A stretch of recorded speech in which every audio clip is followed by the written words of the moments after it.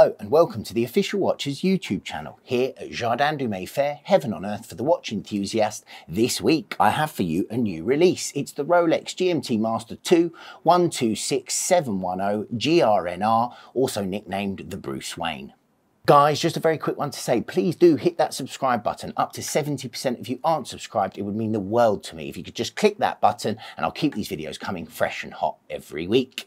Earlier this year, at Watches and Wonders, April the 24th, Rolex did what Rolex does, and with quite some fanfare. Ever since the ceramic Pepsi was released in 2018, fans of the GMT-Master have been discussing, speculating and almost begging for a Coke variant. Since then, the Crown has released the VTNR, which is a green and black bezel Destro GMT, which we've reviewed on this channel.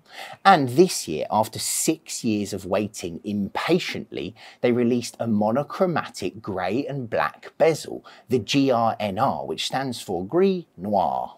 As per usual, not what anybody was expecting or praying for, but this is a bit of a hallmark of the Crown. That said, it's a great looking watch, and if you're looking for restraint over brighter bezels, then this could well be the one for you, as it almost brings back the original 116710 LN in colour, but it has the same Rolex green GMT hand and GMT-Master 2 logo on the dial, which adds some nice contrast. It also showcases the brand's signature colour and lifts the watch away from being a completely pure exercise in monochrome. Judging by Rolex's sister brand Tudor, monochrome is hot right now, so from that perspective the new GMT does make a lot of sense. It edges functionality over the old all-black version by offering a way of differentiating between night and day without using a bright or attention-grabbing colour to make the point. In that sense, this watch is definitely stealthier than the likes of the Pepsi and the VTNR or the BLNR.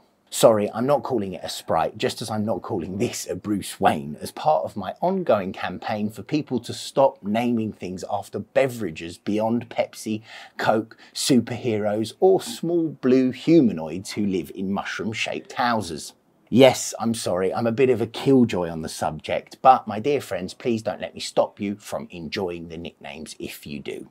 The grey and black bezel does shift and change depending on conditions. In low light, it's virtually indistinguishable from all black, but in the sun or under harsher lighting, it is very clearly two-toned. It's subtle, and that's kind of what I appreciate about it.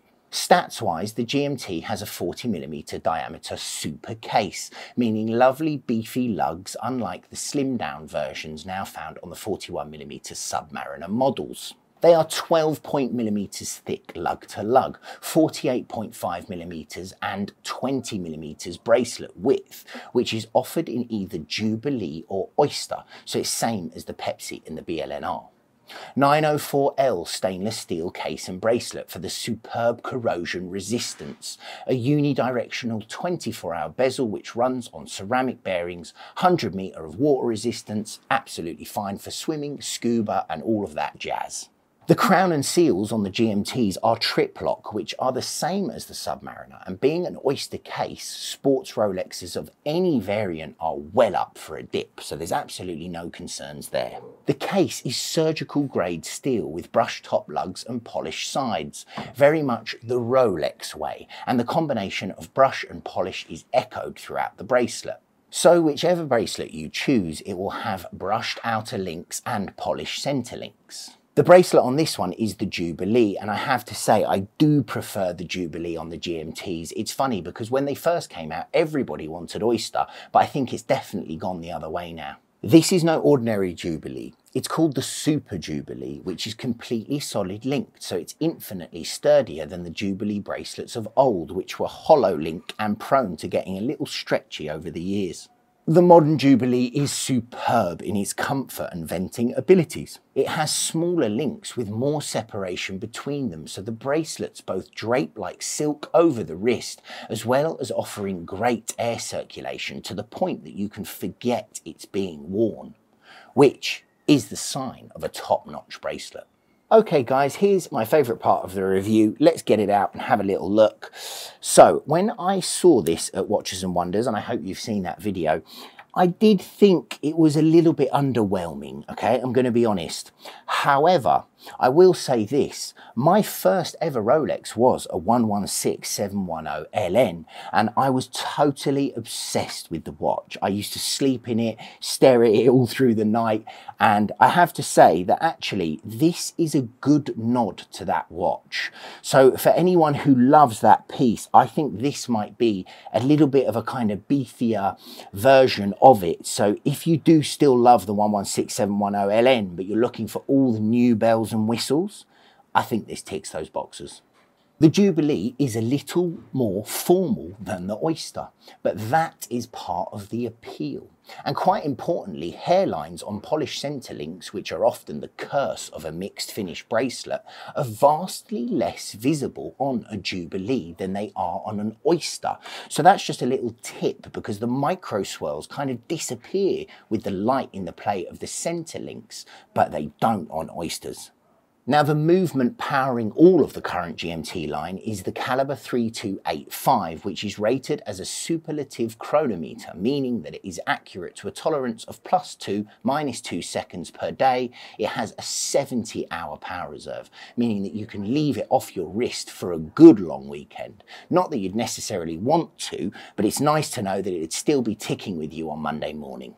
All things considered, this is a very well executed and somewhat under the radar addition to the GMT line. And actually now it's here, I do welcome it as an addition to the line. It has the reassuring uniformity of Rolex, which is known for being all very similar, but at the same time staggeringly successful, because they have recipes that are just right. Evolution, not revolution.